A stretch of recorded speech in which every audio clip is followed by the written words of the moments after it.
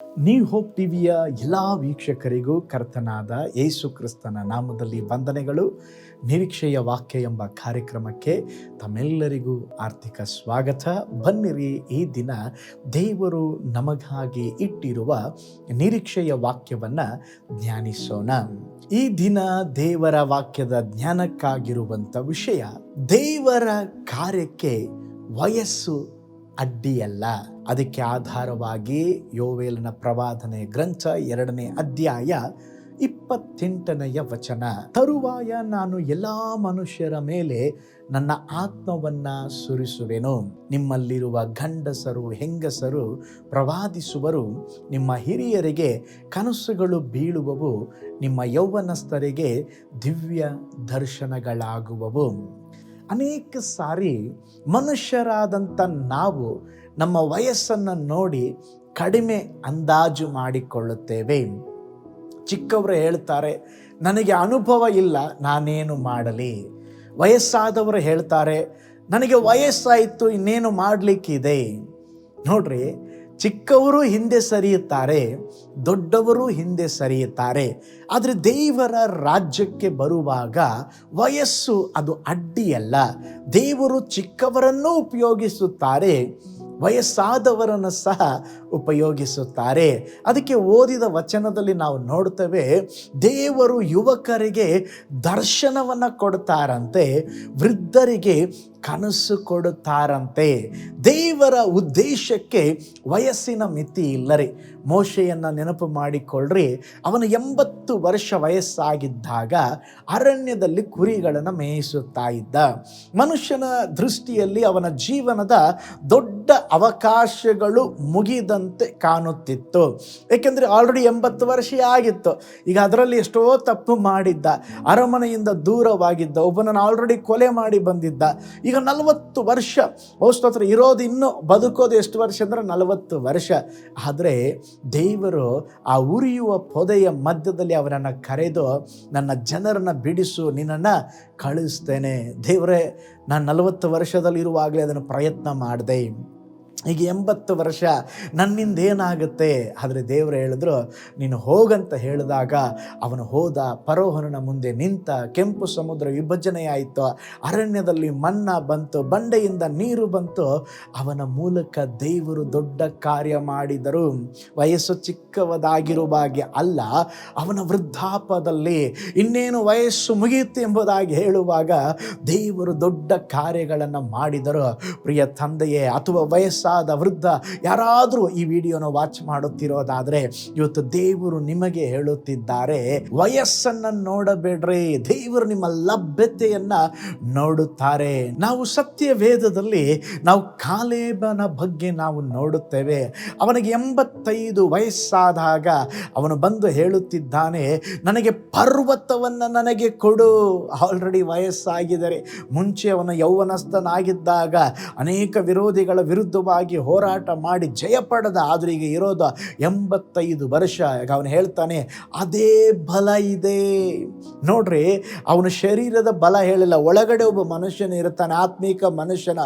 ಅವನು ಇನ್ನೂ ಯೌವನಸ್ಥನಾಗಿದ್ದಾನೆ, ನನಗೆ ಅದೇ ಬಲ ಇದೆ, ಪರ್ವತಗಳ ಸ್ಥಳವನ್ನ ಕೊಡು ಎಂಬುದಾಗಿ ಹೇಳಿದನ್ರಿ. ನೋಡ್ರಿ, ಸ್ತೋತ್ರ, ಇವತ್ತು ನನಗೆ ವಯಸ್ಸಾಯಿತು ಅಂತ ಹೇಳಬೇಡ್ರಿ. ನೀವು ಯಾವ ವಯಸ್ಸಿನಲ್ಲಿದ್ದರೂ ಕೂಡ ದೇವರಿಗಾಗಿ ದೊಡ್ಡ ಕಾರ್ಯಗಳನ್ನು ಮಾಡಬಹುದು. ಇನ್ನು ನೀವು ಚಿಕ್ಕವರಾಗಿದ್ದರೆ, ಅಯ್ಯೋ ನಾನು ಚಿಕ್ಕವನಾಗಿದ್ದೇನೆ ಪಾಸ್ಟರ್ ಅಂತ ಹೇಳಬೇಡ್ರಿ. ದೇವರು ದಾವೀದನನ್ನು ಆರಿಸಿಕೊಂಡಾಗ ಅವನು ಚಿಕ್ಕ ವಯಸ್ಸಿನಲ್ಲೇ ಗೋಲಿಯಾತನನ್ನು ಅವನು ಸೋಲಿಸಿದನು. ಚಿಕ್ಕ ವಯಸ್ಸಿನಲ್ಲೇ ನಾವು ಸಾಮುವೇಲನನ್ನು ನೋಡುತ್ತೇವೆ, ಅವನು ದೇವರ ಶಬ್ದವನ್ನು ಕೇಳಿದನು. ತಿಮೋತಿಯನ್ನು ಯುವಕನಾಗಿದ್ದಾಗಲೇ ಸಭೆಯನ್ನು ನಡೆಸಿದನು. ಪೌಲನು ತಿಮೋತಿಯನಿಗೆ ಹೇಳಿದನು, ನೀನು ಯೌವನಸ್ಥನೆಂದು ಯಾರು ನಿನ್ನನ್ನು ಅಸಡ್ಡೆ ಮಾಡದಿರಲಿ. ನೋಡ್ರಿ, ದೇವರು ನಮ್ಮ ವಯಸ್ಸನ್ನು ನೋಡುವವರಲ್ಲ, ನಿಮ್ಮ ಲಭ್ಯತೆಯನ್ನು ನೋಡುತ್ತಾರೆ. ಸಾಮುವೇಲನು ಬಾಲಕನಾಗಿದ್ದಾಗ ದೇವರು ಅವನನ್ನು ಕರೆದರು, ಆದರೆ ಅವನು ದೇವರ ಸ್ವರವನ್ನು ಗುರುತಿಸಲಿಲ್ಲ. ಅವನು ಪ್ರತಿ ಸಾರಿ ಏಲಿಯ ಬಳಿಗೆ ಹೋಗುತ್ತಾ ಇದ್ದ. ಆಗ ಏಲಿ ಹೇಳಿದ, ಮತ್ತೆ ಧ್ವನಿ ಕೇಳಿದರೆ, ಕರ್ತನೇ ಈಗೋ ಇದ್ದೇನೆ, ನನ್ನ ಜೊತೆ ಮಾತಾಡಂತ ಹೇಳಪ್ಪ ಅಂತ ಹೇಳ್ದ. ಸ್ತೋತ್ರ, ಅದೇ ಥರ ಹೇಳಿದಾಗ ದೇವರು ಮಾತನಾಡಲಿಕ್ಕೆ ಆರಂಭಿಸಿದರು. ನೋಡ್ರಿ, ಇಲ್ಲಿ ಚಿಕ್ಕ ಚಿಕ್ಕವನಿಗೂ ದೊಡ್ಡವನಿಗೂ ಅಗತ್ಯತೆ. ಸಾಮುವೇಲನಿಗೆ ಉತ್ಸಾಹ ಇತ್ತು, ಏಲಿಗೆ ಅನುಭವ ಇತ್ತು. ಇಬ್ಬರು ಸೇರಿದಾಗ ಅಲ್ಲಿ ದೇವರ ಉದ್ದೇಶಕ್ಕೆ ಬೇಕಾದ ಕಾರ್ಯವು ನಡೆಯಿತು. ಪ್ರೀತಿಯುಳ್ಳ ದೇವ ಜನರೇ, ಯುವಕರನ್ನ, ಹಿರಿಯರನ್ನ ತಿರಸ್ಕರಿಸಬಾರದು. ಹಿರಿಯರು ಯುವಕರನ್ನ ತಿರಸ್ಕಾರ ಮಾಡಬೇಡ್ರಿ. ದೇವರ ಸಭೆಯಲ್ಲಿ ಸ್ತೋತ್ರ, ಹಿರಿಯರು ಕಿರಿಯರು ಒಟ್ಟಾಗಿ ಕೆಲಸ ಮಾಡಬೇಕು. ಹಿರಿಯರಿಗೆ ಅನುಭವ ಇದೆ, ಸ್ತೋತ್ರ, ಚಿಕ್ಕವರಿಗೆ ಬಲ ಇದೆ.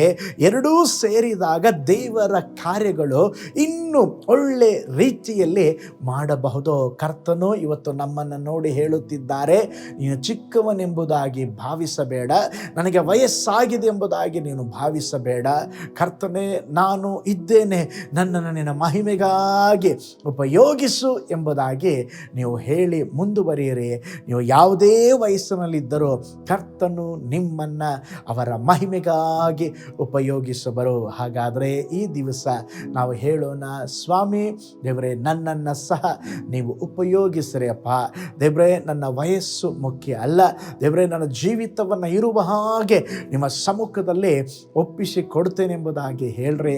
ಕರ್ತನು ನೀವು ಯಾವ ವಯಸ್ಸಿನಲ್ಲಿ ಇರುವವರಾಗಿದ್ದರೂ ದೇವರು ನಿಮ್ಮನ್ನು ಸ್ತೋತ್ರ ಉಪಯೋಗಿಸುವರು. ದೇವರು ನಿಮ್ಮ ವಯಸ್ಸನ್ನು ನೋಡುವವರಲ್ಲ, ನಿಮ್ಮ ಲಭ್ಯತೆಯನ್ನು ನೋಡುವವರಾಗಿದ್ದಾರೆ. ದೇವರೇ, ನಾನಿದ್ದೇನೆ, ನನಗೆ ಸಹಾಯ ಮಾಡಿರಿ, ಉಪಯೋಗಿಸ್ರಿ ಎಂಬುದಾಗಿ ಹೇಳ್ರಿ. ನನ್ನ ಕಾಲ ಮುಗಿದಿದೆ ಎಂಬುದಾಗಿ ಹೇಳಬೇಡ್ರಿ. ಮೋಶೆ, ಕಾಲೇಬ್, ಅಬ್ರಹಾಂ ಅವರನ್ನು ನೆನಪು ಮಾಡಿಕೊಳ್ಳ್ರಿ. ನಾನು ಚಿಕ್ಕವರೆಂಬುದಾಗಿ ನೀವು ನೆನಪು ಮಾಡಿಕೊಳ್ಳಬೇಡ್ರಿ. ದಾವೀದನು, ಸಾಮುವೇಲನು, ಸ್ತೋತ್ರ, ಅವರನ್ನು ನೀವು ನೆನಪು ಮಾಡಿಕೊಳ್ಳ್ರಿ.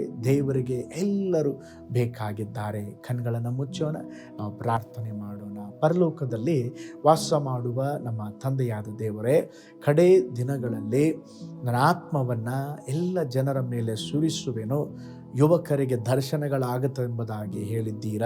ಕರ್ತನ ಹಿರಿಯರಿಗೆ ಕನಸುಗಳು ಬೀಳುತ್ತೆ ಎಂಬುದಾಗಿ ಹೇಳಿದ್ದೀರ. ದೇವರೇ, ನಿಮ್ಮ ವಚನದಂತೆ ದೇವರ ರಾಜ್ಯವನ್ನು ಕಟ್ಟಲು ಚಿಕ್ಕವರಾಗಿದ್ದರು, ದೊಡ್ಡವರಾಗಿದ್ದರು, ಹಿರಿಯರಾಗಿದ್ದರು, ಕಿರಿಯರಾಗಿದ್ದರು, ಎಲ್ಲರನ್ನ ನಿನ್ನ ಮಹಿಮೆಗಾಗಿ ಉಪಯೋಗಿಸ್ರಿ. ದೇವರೇ, ನಾವು ನಿಮಗೋಸ್ಕರ ಕಾರ್ಯಗಳನ್ನು ಮಾಡುವುದಕ್ಕೆ ನಮ್ಮ ವಯಸ್ಸನ್ನು ನೋಡದೆ ನಿಮ್ಮನ್ನು ನೋಡಿ ಮುಂದುವರಿಯಲಿಕ್ಕೆ ಸಹಾಯ ಮಾಡಿರಿ. ನಮ್ಮ ಪ್ರಾರ್ಥನೆ ಕೇಳಿದ ಪ್ರೀತಿಗಾಗಿ ಸ್ತೋತ್ರ. ಈ ವಾಕ್ಯಗಳನ್ನು ವೀಕ್ಷಿಸುತ್ತಿರುವ ಪ್ರತಿಯೊಂದು ಕುಟುಂಬಗಳನ್ನು ಆಶೀರ್ವಾದ ಮಾಡಿರಿ. ಯೇಸುವಿನ ಹೆಸರಿನಲ್ಲಿ ತಂದೆಯೇ, ಆಮೇನ್, ಆಮೇನ್. Praise the Lord. ಹಾಗಾದರೆ ನಿಮ್ಮ ಜೀವಿತದಲ್ಲಿ ವಯಸ್ಸು ಮುಖ್ಯ ಅಲ್ಲ. ನೀವು ಯಾವುದೇ ವಯಸ್ಸಲ್ಲಿದ್ದರೂ ದೇವರು ನಿಮ್ಮನ್ನು ಉಪಯೋಗಿಸ್ತಾರೆ. ದೇವರಿಗೆ ನಿಮ್ಮನ್ನು ಬಿಟ್ಟುಕೊಡ್ರಿ. ದೇವರು ನಿಮ್ಮ ಜೀವಿತದಲ್ಲಿ ಅದ್ಭುತವನ್ನು ಮಾಡಲಿ. ನಿಮಗಾಗಿ, ಕುಟುಂಬಕ್ಕಾಗಿ ಪ್ರಾರ್ಥಿಸ್ತಾನೆ. God bless you.